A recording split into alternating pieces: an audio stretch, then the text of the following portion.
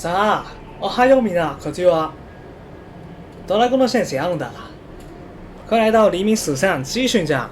那么你可以看到最新章节已经在 PDB 叉式服已经推出了，但真正要推出的日期是8月29日。但叉式服已经出现了，让我们一探究竟吧。首先以杀手2型它的技能组作为一个评价开始。有新的背景哦，很有那个氛围感，那个恐怖的氛围感，还有太空的那个气氛营造的很好。如果没有2型的话就最好。我的意思是，这个地形在走动的话会很舒服，但这里有个2型在这里，所以作为人类一个图生者会受到很大的压迫感。这里本来气氛很好的一个月光之地，但有个不速之客降临了。这个2型可不是好野的，它会寄生的，而且它本体已经可以拥有一击必杀一个人类的能力，十分的恐怖呢。那我们先观赏它的技能组，等一下我也会介绍人类的技能组。这个背景故事暂不评论，等一下再评论。送满暴虐，你无法获得神血状态。施展普通攻击击中生存者后，我的5%加速效果持续10秒。然后这个太强了吧！因为每次黎明史线生出的技能都是打破现在的 meta， 很创新的概念。这5%的10秒太强了吧！但它有个前置条件是要先平 A 一下。那么这个时候是很适合一些例如鬼面什么的，可以容易施加一刀的，容易触发这个效果。但如果像鬼母师之类的话，就不是很适合。有哪些比较适合？就是很容易上刀的杀手，容易触发的话就更容易。这个貌似看起来很强呢 ，A 了一刀的话就5%。但是跟一些一刀倒的杀手冲突，我暂且评价它是 T1 技能，感觉肉眼可见的强嘛，这个加速效果很容易触发。第二个技能，2型本能挂钩之后触发技能，也会看见最远的图生者细长5秒。这个是不是 BBQ 的加强版？呀，不对，因为它是最远的受伤生存者。如果没有受伤的话，那么感觉 BBQ 还是优于这个技能。不过它这个技能有个好处，就是如果受伤了，就一定可以触发。感觉针对一些人，针对一些受伤的一些，这个杀手要针对人的话，挺容易的嘛。因为你要知道，即使是最远，如果只是 A 的一个图生者的情况下，就算是很近也会看到。所以说，其实都是看到受伤幸存者的一个技能，找人不错。那么对我来说也是不错的 T1、T2 技能 ，T1 至 T2， 这个迟钝状态也是个天头。杀手因为无声跳了，那个生存者就会很惊慌了。那么第3个技能终结武器，打开储物柜后发动此技能，持续30秒。打开储物柜后，你范围的投生者为尖叫暴露细小，盲目状态30秒，但是还是会知道你的恐惧范围。那么这个可以搭配恐惧楼，那么会更加容易找到生存者，一个很强的找人技能。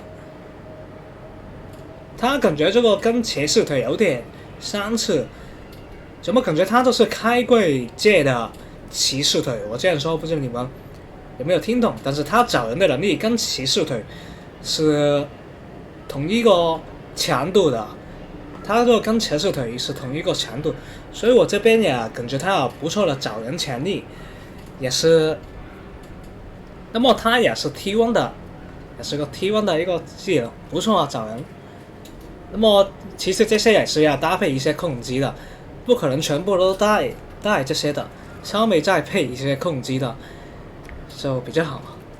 在以上，那么杀手的技能已经点评完毕了，我们看屠生者的技能如何。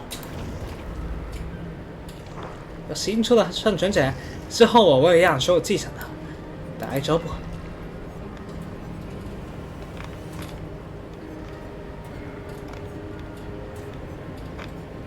新出的艾隆，那么我也点评一下这个生存者的外观。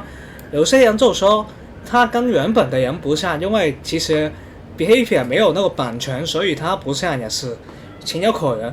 更加其实他现在生出的生存者更加可爱，更加比较漂亮，没有了那个他本人的皱纹，还有一些那个外观上比较像是不错了，跟原本的演员比起来。所以说有时候不是忠于原作也无可厚非嘛，因为毕竟没有那个版权，而且现在看起来也像是那个演员年轻的时候的样子。那么话不多说，我来评价一下那个技能。化学性境，原程收集50%之后发动技能，按下主动键2可以安装一个堵塞的木板的，可以安装一个性境在堵塞的木板那里。性境持续120秒。杀手破坏有性境木板时，为爆炸收到完输效果10%。看似很美好，但实际上很难去触发，因为你要很少会有堵塞的木板，除非你自己主动去安装，主动去放下木板。那么如果在追逐的时候，是不是有时间去安放也是个问题，暂时不知道它的那个安放的那个时机。如果像木村为浮板一样那么慢的话，它的作用是否可以起到是个问题。但其实它是增加了一些人类的上限，所以说你有机会触发到50%，会更加创造一些戏剧性的效果。那么其实这些不是特别 OP 的技能也是不错的。那么它会是 T2 到 T1 的技能，它不算太打破现在的局面，但就是很有趣，会让屠生者更加有更多的操作的可能性。很有趣，所以我也会安放一下炸弹，等一下会玩到。那么第2，脚步轻盈，健康状态下会触发技能，嘴部声位变为无声。奔跑时，尸检加速行动后，它应该是指跨越的快速，例如快速滑板，还有那个快速翻舱，就会 CD 状态就失效了。那么这个也是很强，它对比暴走族很强，奔跑的时候就无声，而且它没有什么负面作用。基本上可以搭配屠生者的一些手电筒跟板子，即使你快跑，那么杀手也是不知道你在附近的。看似没有什么特别效果，但实际上是某某 OP 的一个技能。至少我用这个技能的时候，我的体验感会很好，就会让你的脚步真的很轻盈啊。因为杀手那个脚步声，其实很多杀手都是有耳机的，所以说这个技能隐藏性方面要更强。T2 到 T1 的技能，当然它毕竟不是收机嘛，它不像证明自己一样，但也不错。T2 到 T1 的技能，当你躲在储物柜上，会发动此技能。不会留下血池，其他生存者与距离你的黄丝细小向你显示。一个隐藏性的技能，可以用来补命吗？那其实如果是杀手新的，我们一些面杀手的，如果知道了这个技能的话，可能我们以后会更加紧格那些储物柜，就算没有血，我们也可能会翻柜啊。但其实这个技能还好吧，不算特别 OP。但如果是一个隐藏性的技能的话，也不错。T2 技能啊，这个是很稳的 T2， 没有到 T1 也是 T2。那么我已经评价所有的6个技能了。那么你可以看到新出的技能，即使是不算特别强，但娱乐性啊，只是一些打破一些娱乐性啊，一些它的那个开创性是1流的。